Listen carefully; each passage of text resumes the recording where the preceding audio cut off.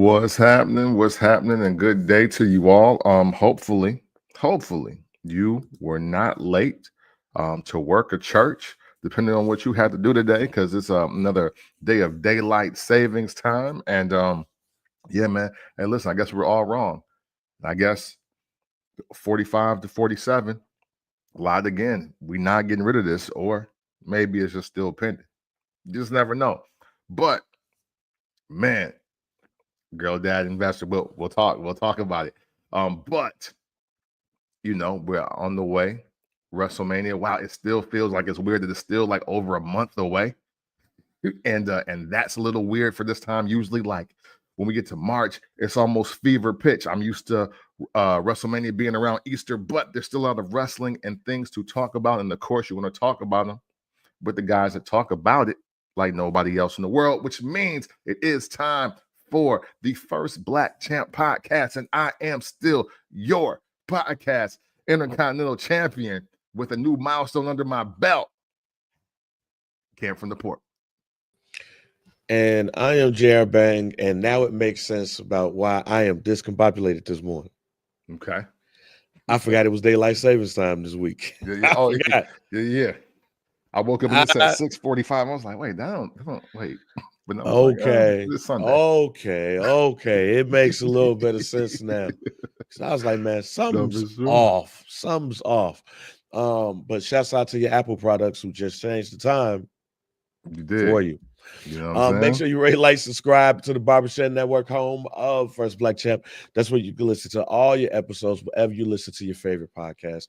Make sure you follow us on everything at the FBC POD. Make sure you follow us on everything at Camp from the Port, JR Bang. Make sure you go ahead and get that merch. See Camp with the hoodie on. It is nice outside here in Chicago. It should get to almost 60 degrees. Oh, nice. But it's still hoodie season out here.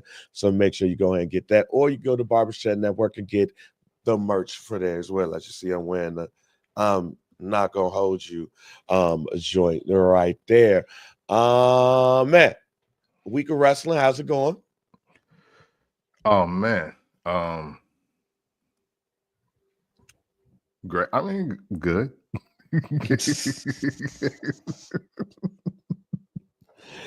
I mean, from a wrestling standpoint, after a PLE, which showed one of the biggest, if not the biggest, heel turn of all time, how do you feel about this week?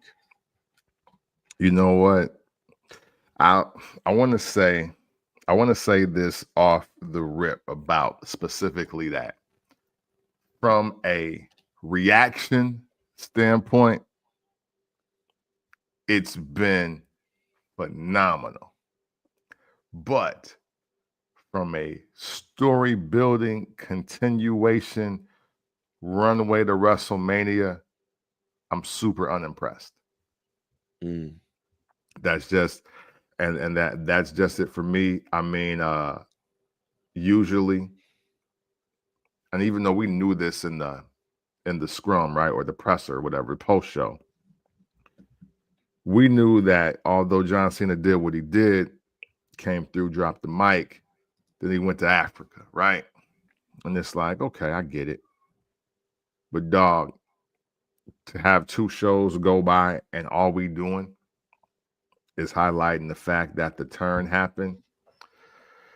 We just as wrestling fans, as real wrestling fans, we're not talking to the casuals here. We're not talking about the people that only watch when The Rock is on and try to catch up. For the real wrestling fans out there, we need more than that. And that's something that I am extremely disappointed in. And that's just one aspect of what I'm disappointed in. Hey man, shit, even for the casuals, I'll be disappointed because if I wake up and I see John Cena and did what, and I don't see John Cena or Cody Rhodes really the night after, I just see like highlights, and then I don't see Cody until the end of SmackDown, and not saying that the promo wasn't good because I love the promo. But we still don't see or have no sign of John Cena. And if I saw those dates correctly, we might not get Cena until St. Patrick's Day weekend. Yeah. Yep. and Oh, in the 30 days to WrestleMania. Then see, yeah. another thing. Oh, I thought for what happened on Saturday, this was a extremely underwhelming week of shows on the WWE side, which to me, it luckily this heel turn is so big that it doesn't dampen it. But I'm trying to remember, and I might be wrong on this, but I don't remember when on the July 8th episode of Nitro, like was the night the NWO came through and fucked up everything the day after Nitro or the day or 2 weeks afterwards? No, it was definitely the day after, because that was officially the start of the Monday Night War. I'm trying to now granted, I don't think much happened, but the fact that you see them all together and it was mad promos. I believe that's what it is. I think it was the rollout of the new world order, and then they're doing the promos. But see, even that, I respect that. That's fine, because that's like, hey, yo, we hijacking stuff. This is going somewhere, versus what they've done this weekend. Like I don't mind. Like John Cena didn't necessarily have to show up to Raw, but you gotta do something for me, like to be like, okay, this story really got legs, and we running off somewhere, because there's a lot of damage that he can do up into WrestleMania to really get this heel thing going. Yeah, so we're on the same page. I thought that what I saw coming out the weekend was hot. And then we got the Monday, and it was like, okay, maybe we wait till Friday. And it was like, okay. But now one thing that we did get that I want to start off with is, I don't know if this is a case of believe all black women. But it seems like, at least for this, we owe Bianca Belair an apology. Oh, y'all do? But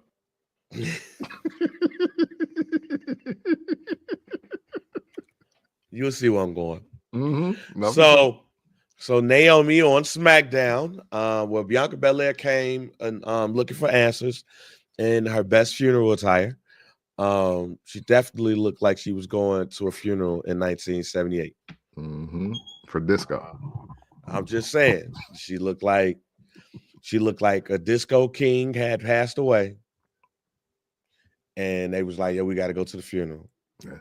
And she wore that. That being said, she came and she was wanting answers. Naomi came through with the neck brace, and they had their best sisterly argument type of thing going on. Yeah. I don't know. That was rough. That was brutal. But go ahead. I'm sorry. I don't know who was the acting coach. But it definitely kind of looked like a to be black actress moment. Then Naomi decided to say that, yeah, she did it. You know, she was talking about how Jade shouldn't been involved in this in the first place. Jade is jealous of Bianca, and she didn't belong with them in the first place. And she did it for Bianca. Man, out of the Fatu family, it sounds similar to Rikishi saying that he did it for The Rock. Now, in The Rock's case, Rock was like, I don't need your help, fat nigga.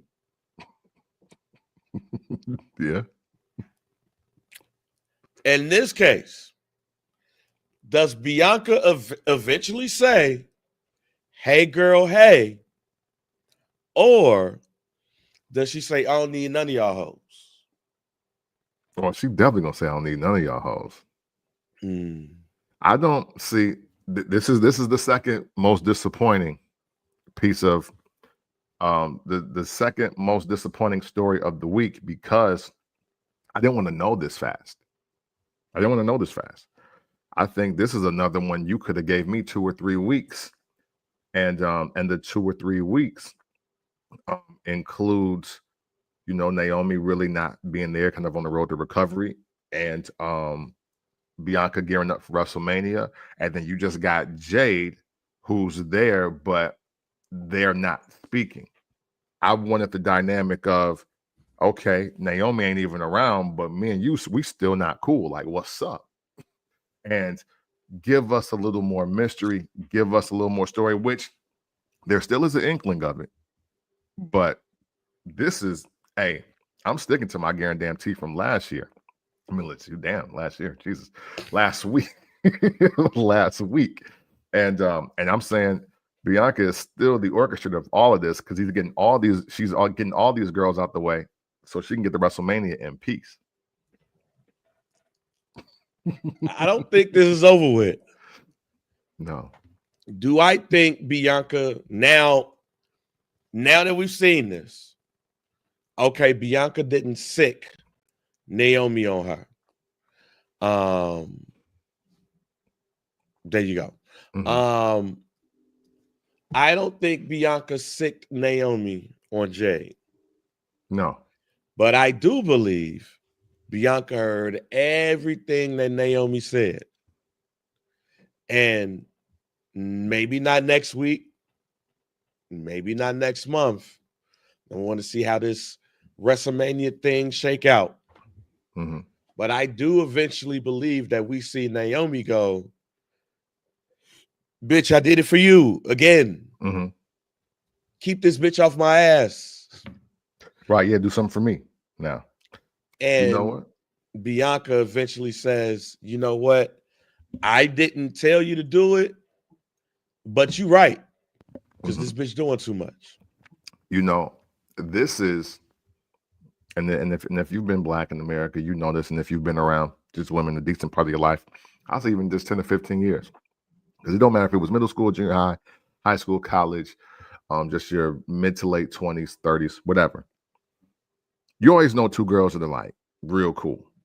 And they just been cool. They've been homies. They got mad ussies and selfies, and they've been shopping together all the time. But then all of a sudden, whether one girl gets a new job, she moves to a new neighborhood, like just something changes in her life, and then she just meets this new girl. And the new girl is cool. And the new girl becomes so cool that she cancels one of her regular nights out with her main homegirl to kick it with this girl. But see, that's just the litmus test for one, because she wants to bring these two girls together so it can be all three of y'all.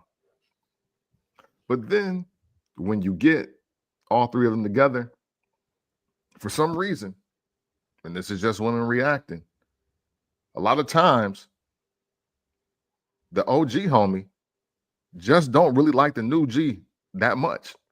She just don't like her that much. And sometimes it turns violent.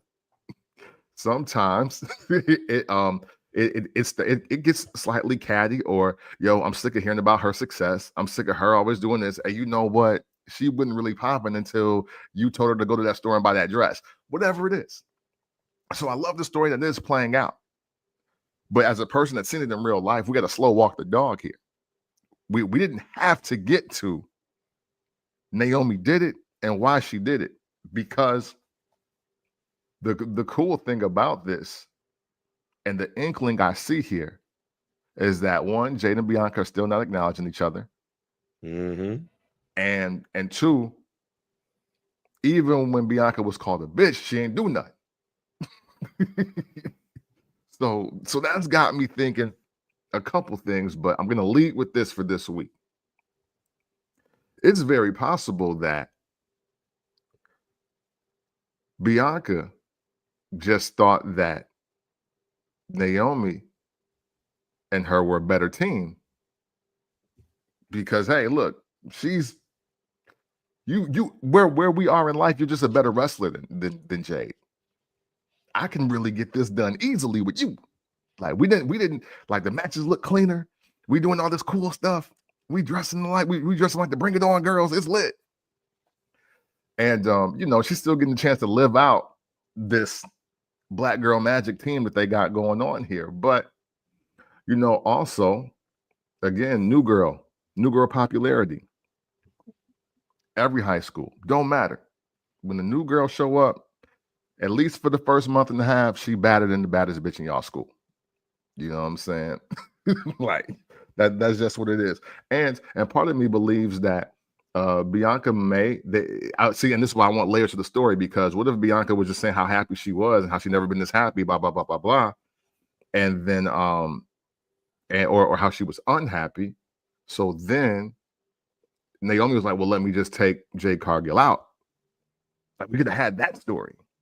Like, I took her out because I heard you complaining. I gave you a better option. Look, it's me.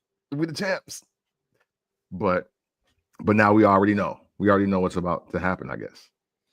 So that's why I believe there's more to the story. Like, that's why everything you just said is the reason why I believe it's more to this story. Mm-hmm. Because you can't on Friday give us the punchline. No, it has to be another layer to the story, but we can give y'all this now. And I do believe that's why I also do believe it's going to be Bianca going, man, you know what? I don't like that she did this without telling me. I don't like that I had to find out this way.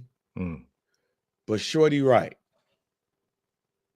I think just like most women, they in their feelings, and we got to figure it out. But then when we figure it out, we got to stand against the new bitch. Yeah, hey.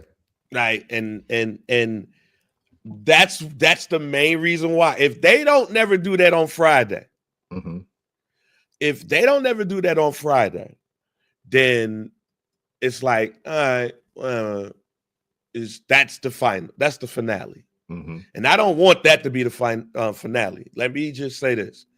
I love Naomi. Trinity Fatu, I love her. But I don't love her as lead character in a dramatic series. Okay. I like her as best supporting actress. I don't like her as lead actress. And the WWE ain't doing her no favors by letting her get her ass beat 2 times in a row. Not even pinch the bitch. Yeah. She got her ass beat twice. And this time tried to run and still got caught. Yeah. Which is why. Yeah, she can eventually get her. Maybe she tried to run up in the ring and she gets hit. She tries to do a spear or something and she got some shit that's blocking it. And now she's looking like, yeah, bitch, I got you now. No, maybe you could do something like that. But eventually, it's still going to be Jade whooping Naomi's ass. And somebody got to come to Naomi's defense. It can't be just one-sided ass whoopings. Yeah, for sure. Somebody got to come to Naomi's defense. I think very strongly that person is going to eventually be Bianca Belair. Yes. Yeah, okay. Damn. So I guess it's time for my guarantee then. Let's get it. Because my guarantee is surrounding the story. And it's literally just piggybacking off of what you said. I believe my guarantee this week is that we are setting up for Jade Cargill versus Naomi at WrestleMania. And we're going to do that because eventually I think the story is that at the end of the day, Naomi getting her ass whooped because of you. And the girl then says she did this for you. She trying to help you. She want to see you win. She the one person not jealous of you. Like she the one person that's like, yo, I'm championing you even though I want my own shit. And you can't help me. So man, maybe we wouldn't that cool. Maybe we wouldn't friends. Because why would you let this happen to me all the time? And so I do believe that I don't think Bianca Belair attacks Jade, but I do think that she does work damage control to keep her off of her, and that further severs their relationship. But they're going to solve that after WrestleMania when Bianca Belair is the champion. So here's my guarantee. Mm. And it depends on the placement of the match. Mm-hmm. Bianca Belair wins on night 1. Mm-hmm. And on night 2, she attacks Jade on behalf of Naomi, costing Jade the match at WrestleMania, if it happens, reuniting the two. But is it so? So then, though, does Naomi then attack Bianca because now you're the champ? No. Oh, okay. Okay. It's Naomi looking and seeing that her friend is back. That's all she wanted. Mm-hmm. She wanted them to be together. She wanted them to run. Naomi get to tell Bianca, I looked out for you when you got here. Mm-hmm. Remember, I was first out of all of this shit.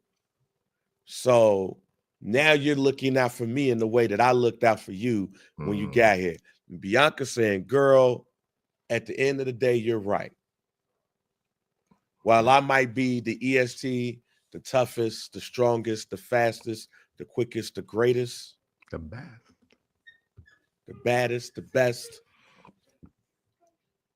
we are one, not that heifer. And we get that on Monday after Raw. Well, on Raw. No, because technically she would be the Raw Women's Champion. Yeah.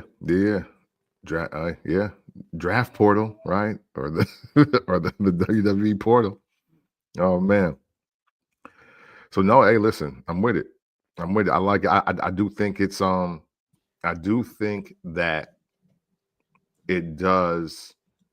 I think all roads lead to Jade versus Naomi at WrestleMania.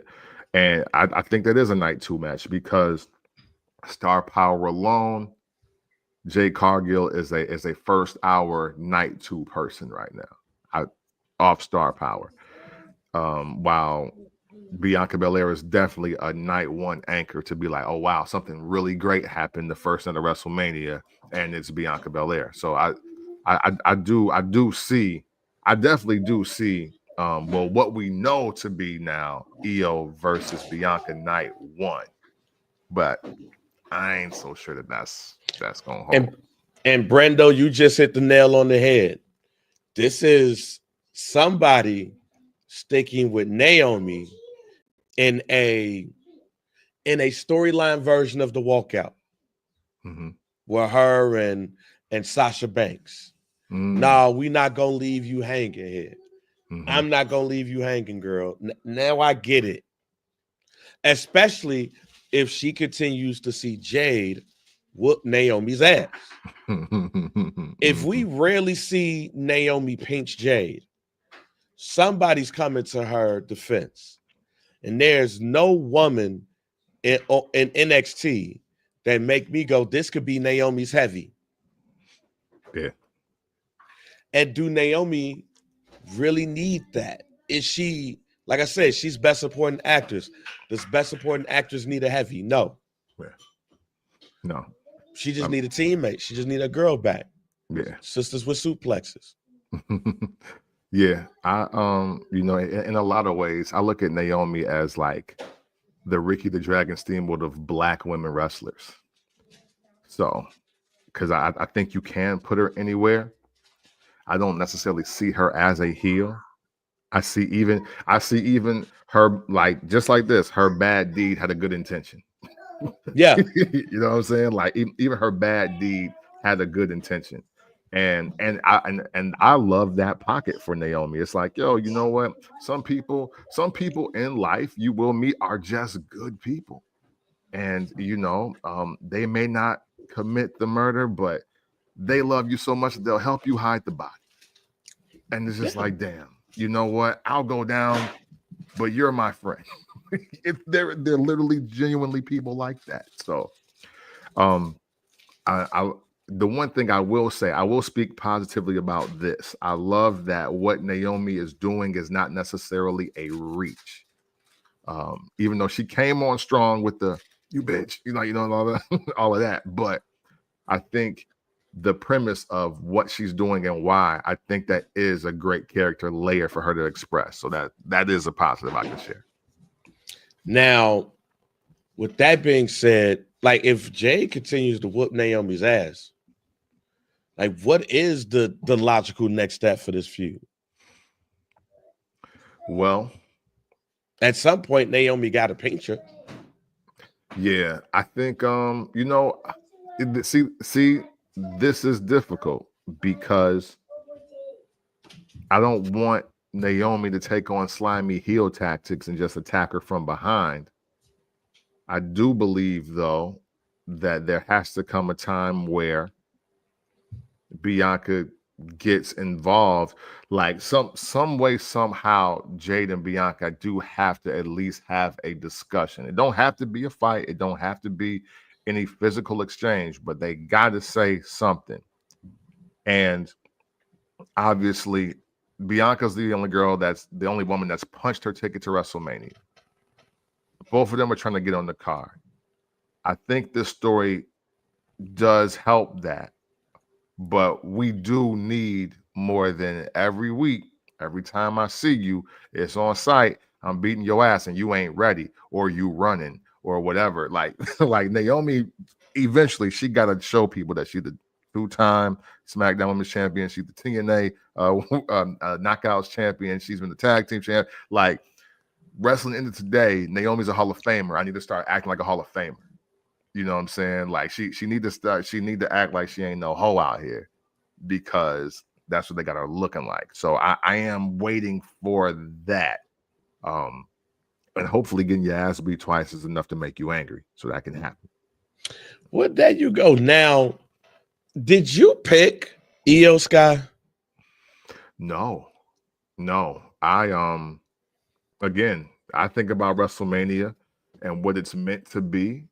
And I said, the box office match that we are looking for is Rhea Ripley versus Bianca Belair. So, I mean, granted, this is one of the rare times I don't pick Iyo Sky, but I didn't anticipate them changing a women's champion at a Raw or a SmackDown on the road to WrestleMania. I did not predict that. Yeah, Donnie, that's also why I believe this is going to happen, because we're going to need a get down and lay down moment. You know what I'm saying? We're going to need a are you AKA or are you Delta, bitch? Which one are you? Like, we're going to need that. But Iyo Sky defeated Rhea Ripley, and it was something that I heard on WWE television that day that I did not realize. Apparently, I don't know if Michael Cole was tweaking, but apparently Rhea Ripley has never beaten Iyo Sky. Yeah. No, they had the montage and everything because she beat her every time at NXT. Yeah, so I was surprised at that, which then made me even more go, oh yeah, Rhea Ripley winning this one. All right, cool. But Rhea Ripley with distraction from Bianca Belair, because Rhea Ripley was distracted by the presence of Bianca Belair, loses to Iyo Sky. Now it's Iyo Sky versus Bianca Belair at WrestleMania. Do the WWE not want Rhea and Bianca? Like, what? When it's right there, yeah, and you don't go with it on a one-on-one match that I think everybody wants to see. Why? Yeah, man. I look, I can't explain this one. Either and usually in the women's division, usually when a moment like that happens, there's a marriage, there's a divorce, there's a baby, or there's an injury. And it don't sound like any of that is what Rhea's going through right now. So I do not get this. Like, this does not make sense. They've really done I don't know. I don't want to say a good job, but Rhea Ripley is back to looking human. She's looking like a tall white girl that can lose any day now. With the whole Liv feud and now losing to Iyo Sky, even though that's been a thing. But yeah, I wish I understood this. I wish I understood this. And because everything said WrestleMania 42, night 1 or 2. And the thing is, night 1, you could argue Bianca versus Rhea is more box office than Gunther versus Jey Uso. You could argue that that's more box office. So I do not understand this at all. I know that there's rumblings that it'll be a triple threat, but nothing in this match made me go triple threat. Yeah. Like, Bianca didn't really cost Rhea the title. Rhea lost focus. Bianca Belair didn't trip her leg up or anything to cost her the belt. Mm-hmm. In fact, I think it's more of a reason to have Jade in a triple threat match with these women than Bianca, because Jade would be wondering if Bianca had something to do with this, even though she says she don't. Mm-hmm. So now you cost me a chance at the Royal Rumble. You cost me a chance at Elimination Chamber. You cost me a chance at any type of number 1 contenders match. Mm-hmm. I need to be in this match. Rhea Ripley losing and simply getting mad because she lost and being put up in there don't make no sense to me. Yeah. So they're going to have to do something on Monday to make me go, okay, they just made it look like a good reason why. Like, if Rhea Ripley goes and destroys everybody from Damage Control, which shouldn't really be a thing, because we ain't seen Kairi Sane either. We've seen Dakota Kai losing Intercontinental Championship matches. Right. But there's nothing to make me go, hey, man, Rhea deserves to be in this match outside of a return match, which don't have to be at Mania. It could be at Mania Backlash at this point, the way the match ended. Right. No, for sure. For sure. Like, I get it, though, but if you ask me which story, because of storyline purposes, who deserves to be in a triple threat match with Iyo Sky and Bianca Belair, I'm going to say Jade Cargill, because Jade Cargill has a reason to believe that Bianca has something to do with her getting her ass beat. Rhea just tweaked. Yeah. So we're looking at WrestleMania without Rhea Ripley is what you're saying. I'm saying that she could win the women's battle royal. Okay. And see, based off of what they just did. Yeah. Hey, you know, a lot of moves are being made I don't understand. So at this point, you could be dead right. You could be 1,000% right. Because Rhea, again, all these out of character moments for Rhea, to me, I believe there's a character change coming. I do believe that. And again, listen, Bianca Belair hands just ain't clean. Like, I love another positive thing to say. I love the subtle approach of me versus everybody that Bianca Belair is adopting here. She's slowly calling everybody her girl, but ain't got no fucking friends. and that's something I'm kind of here for. I kind of want to see where this goes. Hey, man. Hey, this is damn near every popular girl in high school. when she realized she ain't really got no friends. She's just popular. Facts. Hey man, just watch Love Don't Cost a thing. Before we move on to Cody, I said this on the show. I'm going to implement this new segment of the show that I think that we can start using a little bit more often in situations like this. And I'm going to see if we can put some music behind this. Okay. I see. Hold on. Yeah, let's do this. New segment on the show, y'all, because there's some things that just happens, and I'm like, do we really care about this shit?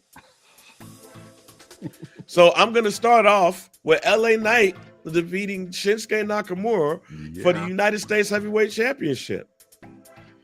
Do we give a damn? Do we care about LA Knight winning this title? Unfortunately, you know what?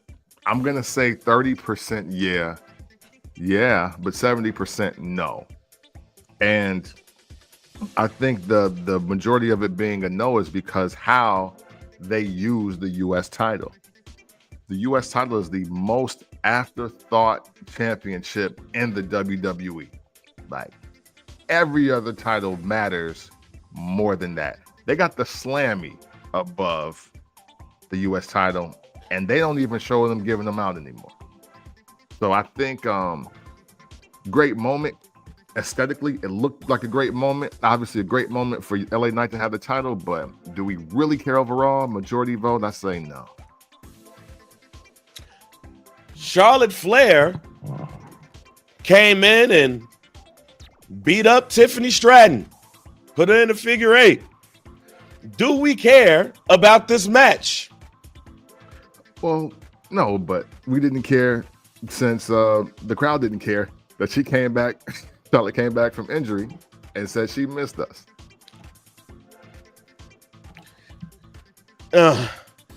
Yeah, when I saw that part, I was like, oh, she just came out of nowhere. Why do we even worry about this match? And Tiffany Stratton still feels like a heel to me. So it's almost like a heel versus heel match when it's not supposed to be. Pretty Deadly defeated the Motor City Machine Guns and Los Garza. And now they're the #1 contenders of the tag team titles, which is going to be decided next week when the Street Profits go up against your favorite tag team, DIY. Do we care about Pretty Deadly or the Street Profits and DIY? You know what? Yeah, I'm going to say we do, because Pretty Deadly and the Street Profits specifically are the two teams that can save the picture of the tag team division as far as men go in 2025. Not gonna lie, Camp. As much as I love Pretty Deadly, I don't care. It's like one of those things like, show me they gonna win this shit. Show me they gonna give them a chance to win. It does not feel like that is going to be the case, but we shall see. The last do we care on this is Drew McIntyre and Damian Priest. Now, those two looks like they're going to be headed to WrestleMania. Drew McIntyre came into the arena and beat the shit out of what he called Timu Taker. Yeah.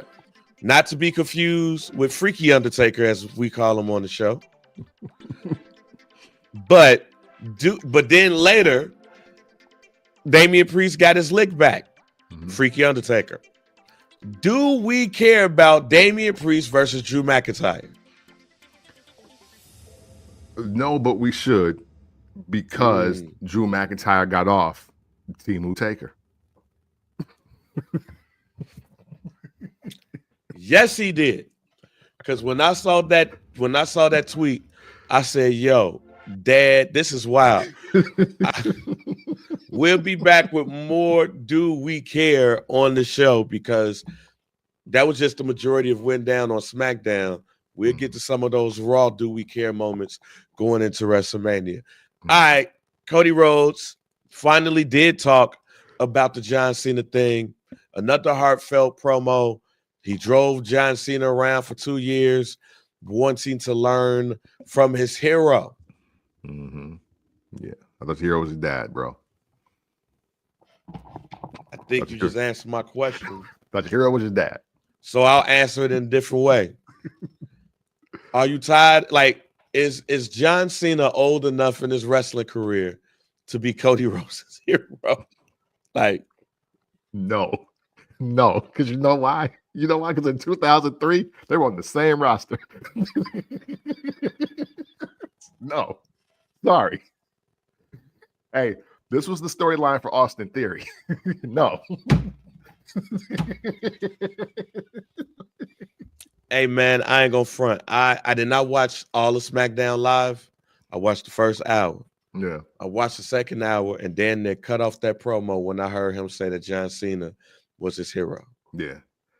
I don't, because I don't even think John Cena's 10 years older than Cody Rhodes. I don't think he's 10 years older than Cody. He might be at like 9, 8 or 7 or 8. I was like, yo, I could get like, yo, you looked up to him on the main roster because he was doing this thing, so you respected him. Yeah. But we got to stop throwing around these goddamn words like hero and shit like that to push this story forward. Like, you could simply just be pissed off what happened. Yeah, right, exactly. Cody was sounding like he was on the My Rise segment of the game. Like, come on, bro. You can't do that. You can't do that to us. You can't do that to us. You know what the fuck you talking to? Like, bro, like, you're not about to tell me John Cena was your hero. Hey, R-Truth already got that off. And it's funny because he's older than him. You can't do that. You're done. This is why John Cena needed to be there. That's why I needed to hear at the very least. At the very least, I think we needed, simply put, via satellite Cena. Yeah. We need, if Cena's not going to be here, if he's going to be in Budapest or in Africa, the deepest, darkest parts of Africa, filming a movie. If he's going to do that, that's fine. But we need via satellite Cena. I do not want to hear no more heartfelt promos from Cody Rhodes. No, I'm tired of that shit. Yeah. I'm tired of that you gave up shit. I am tired of that Rocky montage type shit. No, Cody, you simply got your ass beat by John Cena and The Rock and Travis Scott. Yeah. I need you to be fuck these bitches. Yeah. For me, what they could have done, just on some subtle shit, is had a John Cena promo play like a commercial, like one of his like U.S. Army commercials play before it, and then after the Cody segment, they go into a John Cena trailer. do something for me, because I'm not buying the storyline of John Cena soul to soul. I'm not buying that at all, and that's why I want to hear from John Cena.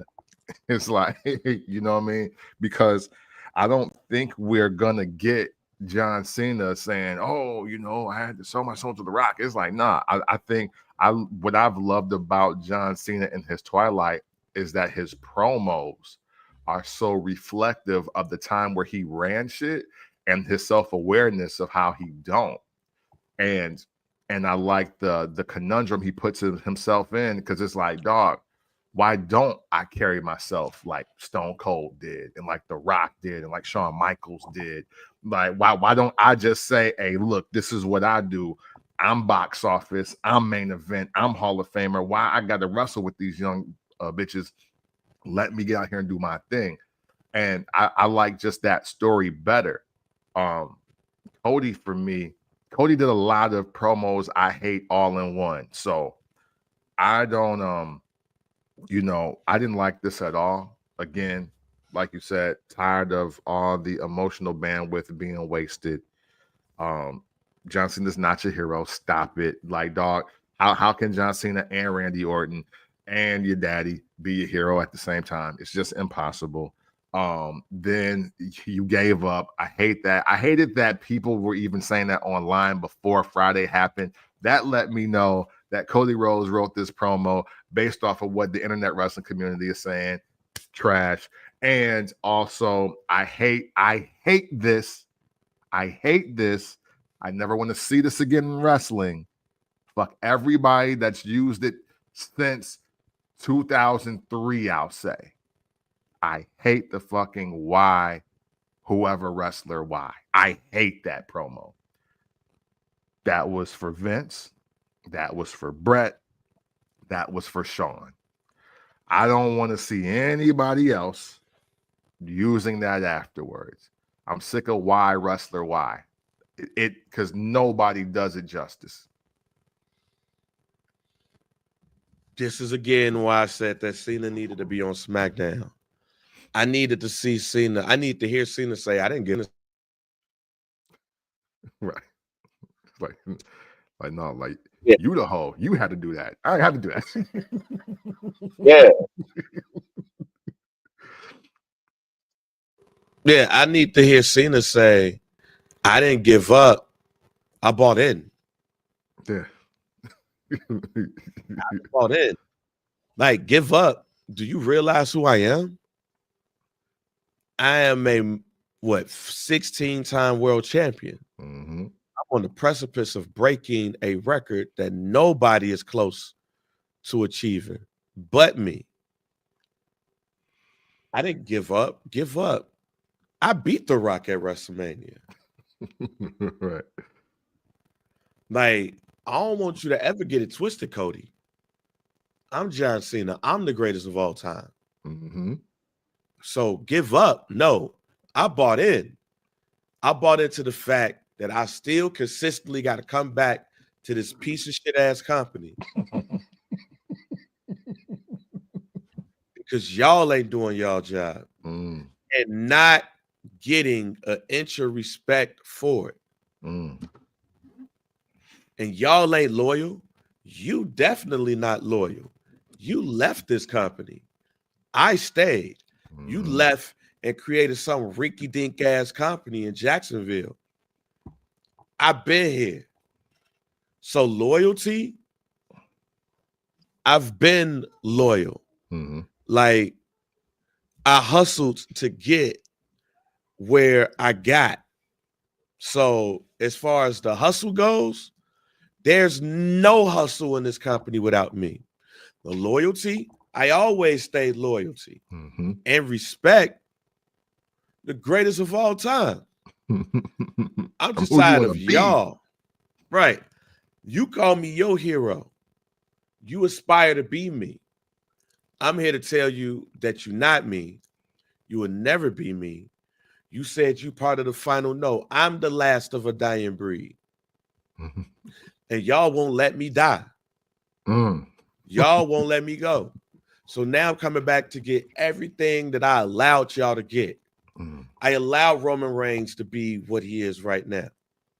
I allow somebody like Austin Theory to get what he got, and he pissed it away. I allowed Jey Uso to get the Royal Rumble, only to see him get his ass beat consistently by Gunther. I'm tired of giving y'all shit. Yeah, right. Now, at this point, I'm taking everything. And if a friend, an enemy of a friend, whatever that quote is, that's me and Rock at this point.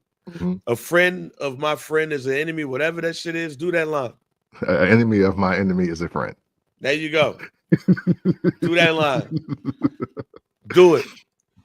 Because I don't like you. Rock doesn't like you. Travis Scott doesn't like you. These fans really don't like you.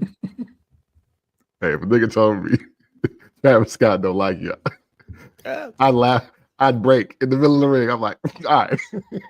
I was like, all right. Look at your eye, fam. Look at your eye, fam. I don't like you. Rock don't like you. Travis Scott don't like you. Look at your eye. These fans, they really don't like you. They ready to move on from you at a moment's notice. I'm just here to take your shit. I don't care about none of this. These fans gonna like me regardless. Y'all keep talking about this Make-A-Wish shit. Once this is done, I'm gonna go to Lil Johnny. I'm gonna sign some autographs and take some pictures with his family. I don't like you. Because I'm the greatest. I am the greatest of all time. And I'm tired of letting y'all peons get all this glory and let y'all folks forget about me. I ain't give up. I bought in. We built this place. Know who built this place? Me and Rocky built this place. You not eating if it's not for me and Rock. There's no bloodline if it wasn't for me and Rock. There's no head of the table without me and Rock. All that stuff that y'all hold dear to y'all, ain't none of this without me and Rock. So how would I sell my soul? It's always been me and Rock. Yeah, and we're going to show you that at WrestleMania in Las Vegas. So you could do all that heartstring shit all you want to. It's still hustle, loyalty, and respect over here. Mm-hmm. It's just going in another direction because y'all will respect me. And then the new music come on. Hey, listen. And I'm here for it. And I'm here for it. And The Rock brought this up, and I thought this was important too.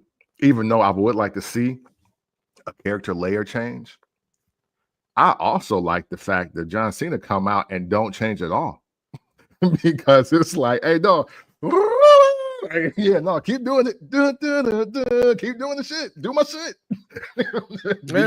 because I'm still me. Like, yeah, no, you get what you paid for. And you're paying for the GOAT. Like, so no, hey, I'm literally on the fence. For me, John Cena can do no wrong in this situation because I like the aspect of maybe a darker or just a more, like a darker character of John Cena. But I also like him literally coming out here and being exactly who he's been for the last 20 years. I'm so enthralled in the story of either one of them because the promo will be top tier. And that's what I'm waiting on. I will say this. The only thing that I am anticipating on the road to WrestleMania now officially is that John Cena promo.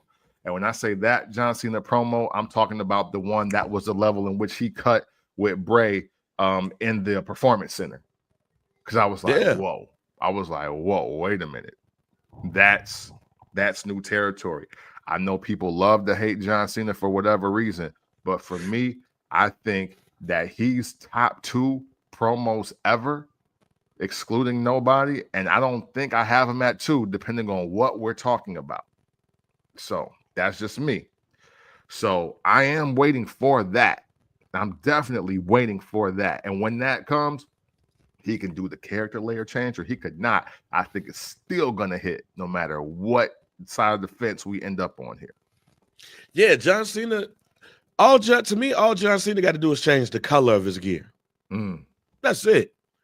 But again, not hustle, loyalty, and respect is not limited to faces. Yep. Exactly. Just like the 3 eyes weren't for Kurt Angle. Yeah. So when I just say in the promo that I would do, say hustle in this company don't happen without me. Loyalty, I've been loyal to this piece of shit ass company this whole damn time. And respect, oh, y'all gonna respect me more than y'all have. A lot of y'all eating because of me. Yeah. You trying to wheel me out here like I'm Harley Race or somebody, like I ain't got it no more, like I'm past my prime. Nah, y'all still need to do what I've done here in this business. Like the torch is in my hand because y'all not doing what I've done. Like y'all gonna remember who I am. You know what I'm saying? Well, how Beans tell them, you got to go where I've gone, walk where I walk to get where I'm at to speak what I talk. Man. Talk your shit, God damn it! Like that's what the fuck is gonna happen. All right, man. Let's slide over to Raw a bit. Punk started My off the favorite show thing to do. hot. Damn right. You know what I'm saying? Now, Raw started off hot. CM Punk basically airing out his grievances, Yeah. talking shit about everybody. Seth Yeah. Rollins come out. Now we get in the steel cage match. Yeah. So I'll just cut to the meat and potatoes. So Roman Reigns about to beat both of their ass to close out Raw tomorrow, right? Absolutely. In the cage. Yeah. No escape. No escape. On y'all ass. Yeah. Because Seth Rollins, I hate you. You know why. Hey, but Punk, what did you talking about my cousin like that? Nah, we're not doing that. You're not disrespecting the family either. Hey, let's see him, Punk. Hold on, I'm sorry. Go ahead. Hey, but my favorite moment of wrestling this year, is CM Punk saying, "So you can do your bullshit." Right. I said, boy, yo, that cage match is gonna be hilarious and great. Yeah. But when Roman come out there and spit the life out of both of them, man, listen, we get in the triple threat. That's not even a guarantee. Like, if that don't happen, I'm gonna wonder what the fuck is going on. Yeah. Because see, this is why damn WrestleMania should be April 9th, because or whatever weekend that is, because this is the WrestleMania level match for me. CM Punk, Seth Rollins, steel cage. That's night 1 or 2 for me. Middle of the show. So yeah, you bang Ben new. We getting the triple threat. Yeah. And it's gonna be good seeing like an old-fashioned grudge match. I'm with that. Old-fashioned grudge match. I'm with it and stuff, right? My issue is going to be, what does this lead after WrestleMania? Like, are we going to get the winner of this person is going to be the number 1 contender and go up against like Jay? See, that's important. That's important. Because, but the thing is though, because they're all on Raw. Maybe we are getting Roman versus Jay. Maybe we are getting Roman versus Jay here pretty soon. Because I'm not so sure. We don't need a reason to get Jay versus Punk. We don't need that. Respectfully, Seth should go over on Jay. But the compelling match, the story match, is Jay versus Roman. But now Jay got the title. How does Jay hang on to it, or does he lose to his cousin again? Yeah, I like that story more. Yeah, and this is why I believe that Roman Reigns should be the champion going into Mania to go up against Jay. So you got within the next 37 days, or however many it is now, you got Roman Reigns going over on Gunther. No. Taking it to, I'm saying that should have been what happened, period. Oh, no, I got you. Because Jay versus Roman should not happen at a second tier pay-per-view. It should happen at Mania or SummerSlam. I'm not mad at that. And what's coming up? And there's the European tour is March, so they're not really doing the PLE. Yeah, it's gonna be some shit over there. Yeah. I believe that is coming up. Let me go check to be sure. Yeah, right now they only have on the docket right now. WrestleMania 41, of course. 2 Saturday nights main events. One in May, one in July. Good. SummerSlam and the Clash in Paris.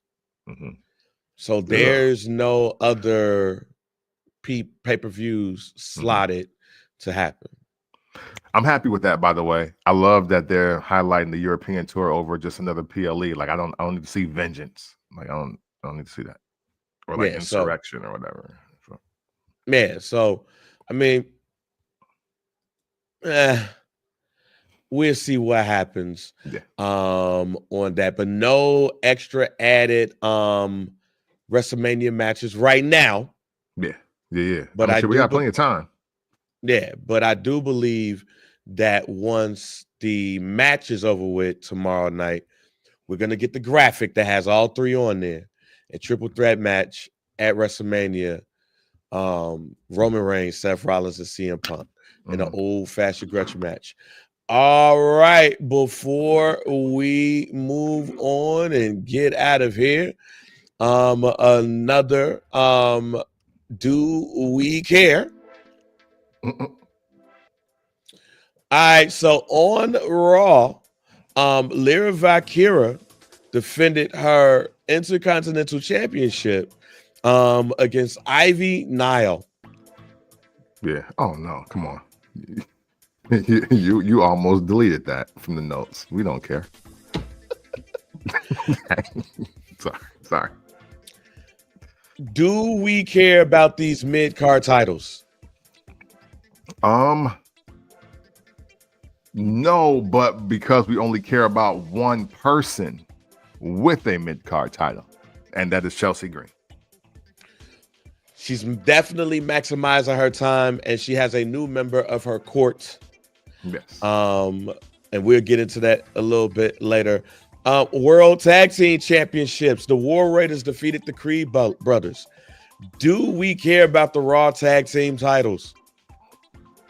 No, because the Creed brothers didn't win it. They gotta tell me what. So somebody broke substance abuse policy or something like that. Somebody had to do something. So it's more about the people who got the belt than anything else. Absolutely. And the Creed brothers were originally booked as the next tag team champions before they even changed the belts. So I don't know what's happening here. All right. Now, speaking of the United States Championship, Chelsea Green defeated Michin in a street fight. Shouts out to Chelsea Green with the Cactus Jack gear. Yes. Yeah, that was dope right there. But Alba Fire, who did not get let go, is joining Chelsea Green in her little group. Do we care, though, about Alba Fire joining this group? Not yet. Chelsea will make us care. The Miz and Melo continue to be pushing along.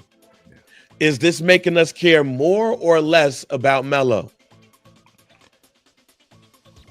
Oh, you know what? I don't think it's a more or less thing. I think this is flat. I think this is completely flat. And unfortunately, Melo needs to go back to NXT. The last one that we have right now, we haven't talked about Jacob Fatu on there. Right. What's that group that it was Chris Jericho, Christian, and Tess. What was it? Yeah. The Un-Americans. Yeah. Let's just give it Un-Americans. The last one. We haven't really talked about Jacob Fatu in this joint. And Jacob Fatu and Braun Strowman, Solo and Braun Strowman had a match.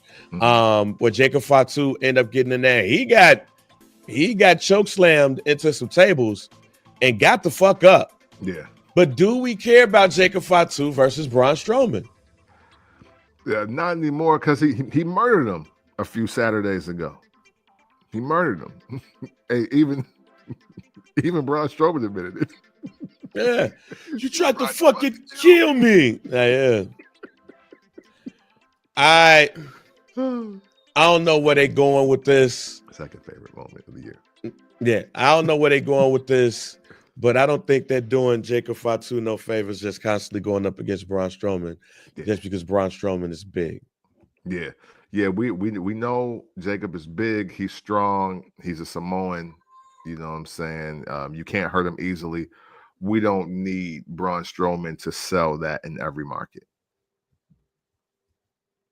So, yeah, interesting times ahead with some of these grudge matches. Mhm.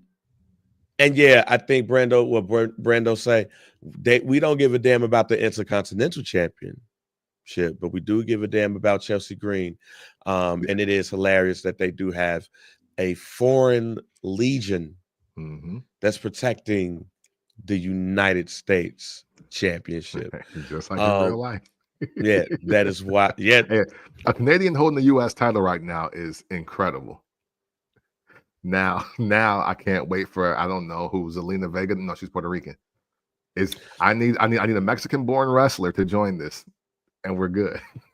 Well, Zelina Vega said that she's next up to challenge her.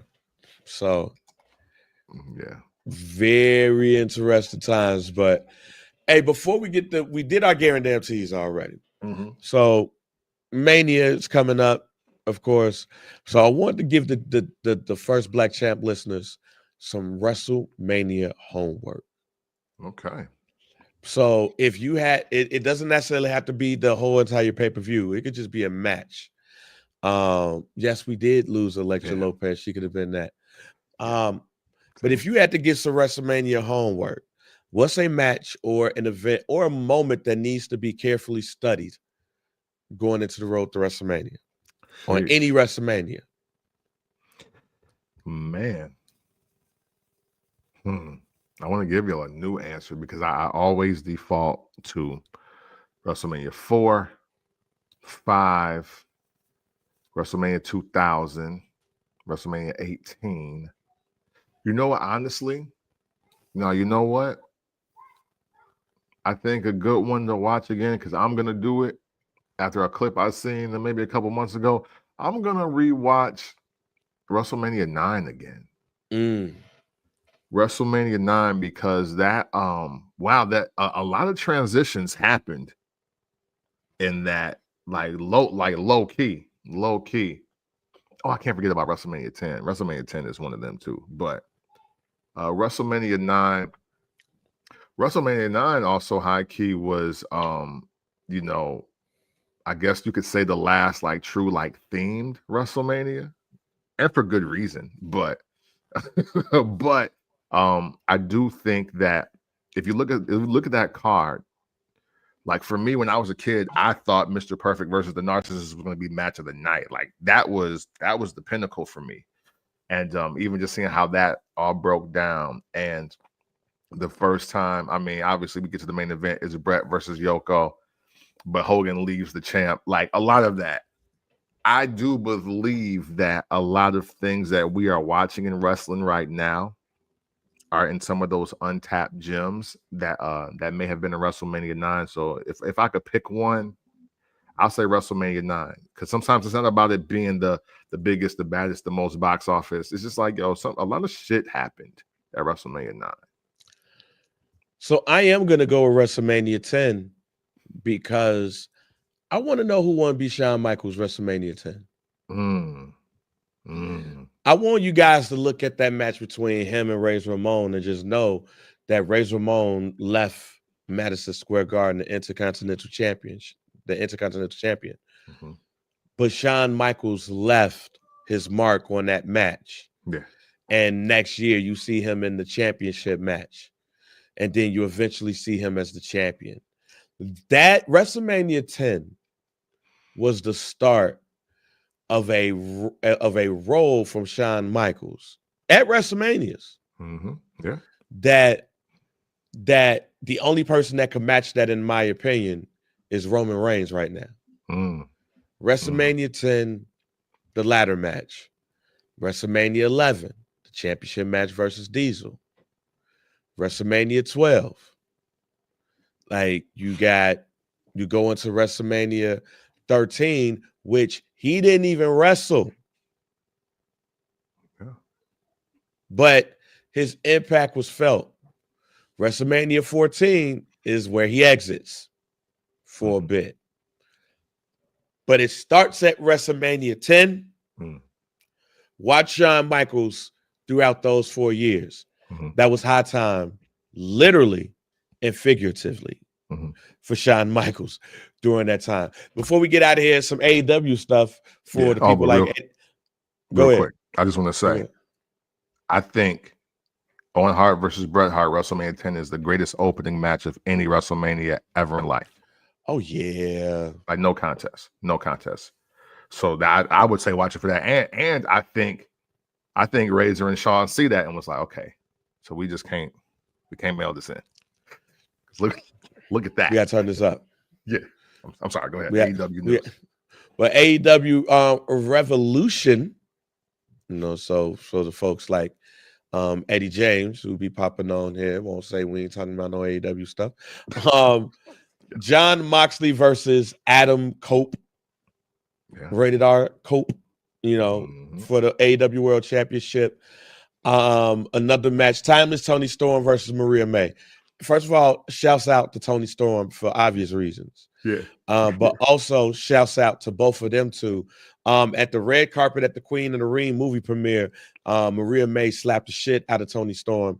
And the way that they put that together, then, hey, those ladies are doing a good job with this. The Hurt Syndicate is going against the Outrunners.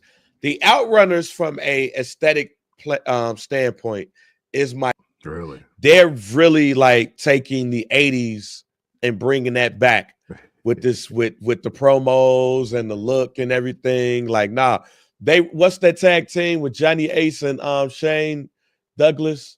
Oh shit. Yeah, what is their names? I know what you're talking about. I can see the montage in my mind. I just call them like the skater dies or whatever. I don't Goddamn. The dynamic dudes. There you go. Like they give a dynamic dudes meets 80 steroids. So shouts out to the Outrunners. They go against the Hurt Syndicate. They will lose. MGF versus Adam Hangman Page. I guess that's a matchup to find out who could get some momentum back, because they used to be a pillar.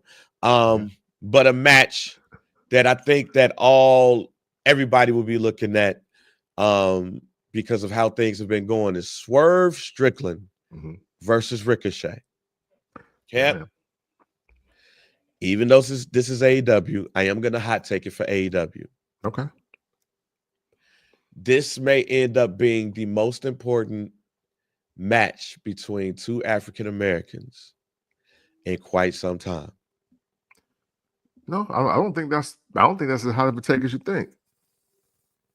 I don't think it is because of the way Ricochet is propped up. Like, I mean, look, not for nothing, for 10 years now, I'd say Ricochet has been the one guy that specifically white wrestling fans are like, he the one.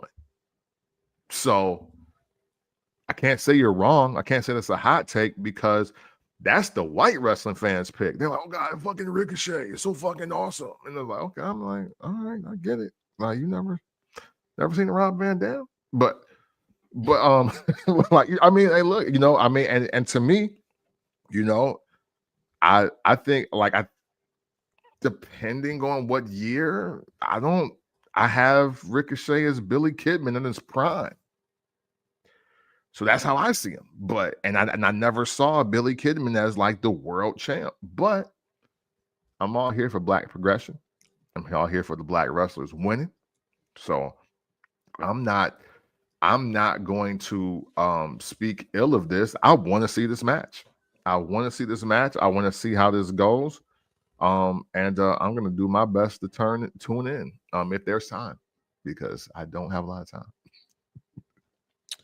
You and me both, man. So with that being said, man, thank y'all for joining us, but I'm gonna let Camp tell y'all the rest.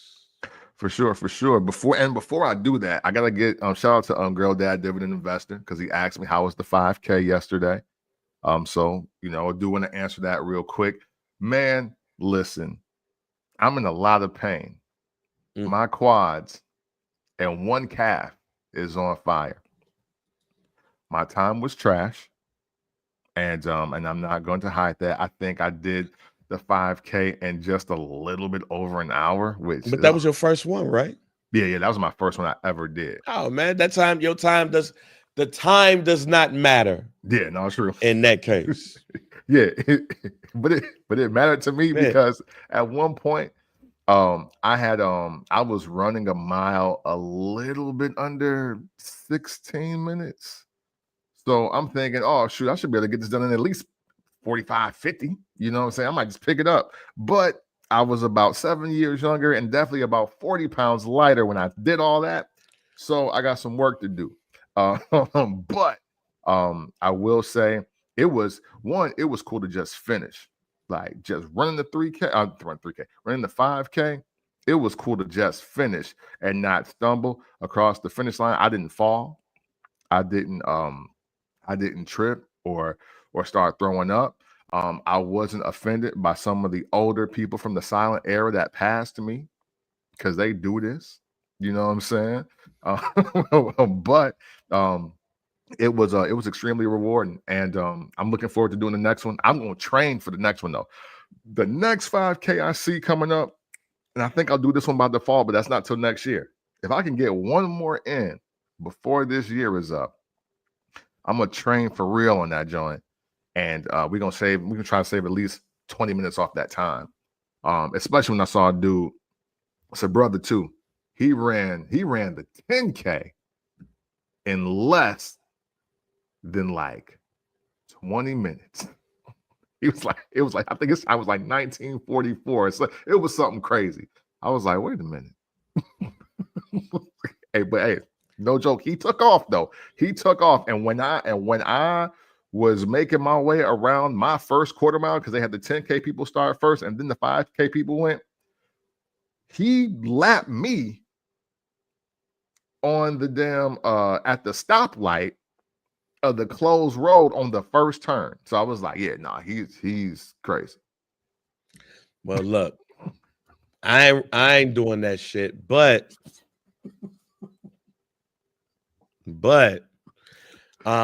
shouts out to my man Wiso. I've been doing Ramadan or trying to do Ramadan for the last 3 years. The first year I did it for the weekend. Last year I did it for a week. And this year I'm still here. Nice. Let's do it. Let's go. I'm still here. This is March 9th. The greatest rapper alive died on March 9th. According to Cannabis, rest in peace, the notorious B.I.G.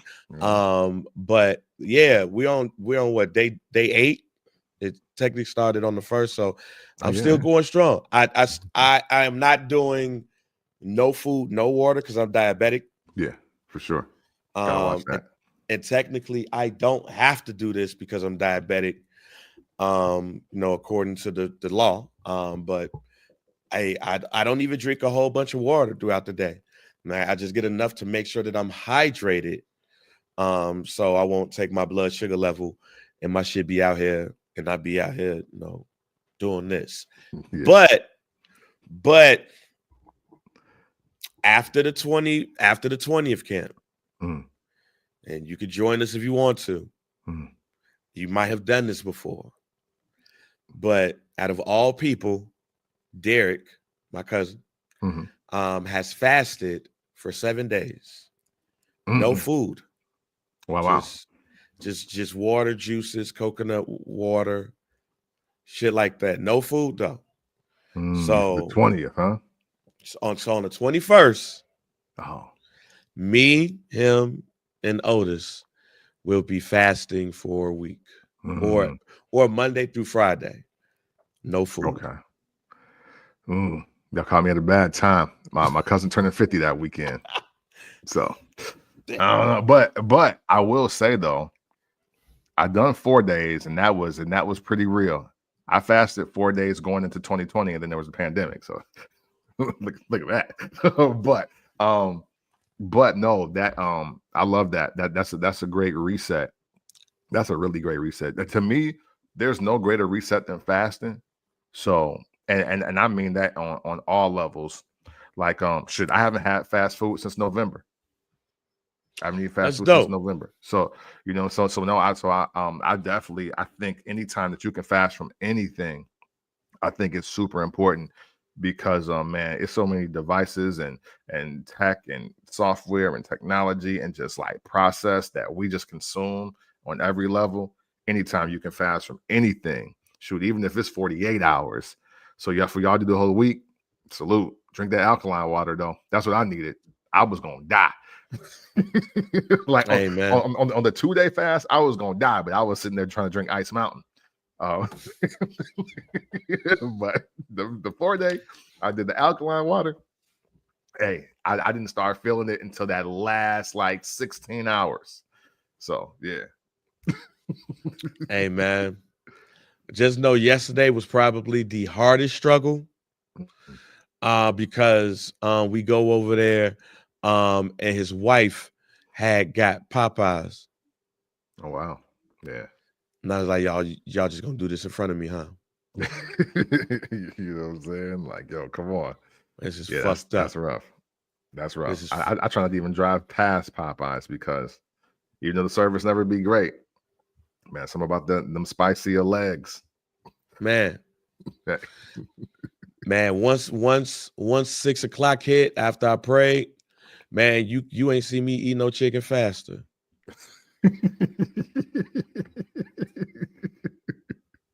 Well, I took that to town, but hey, man, close us out. Yes, absolutely, man.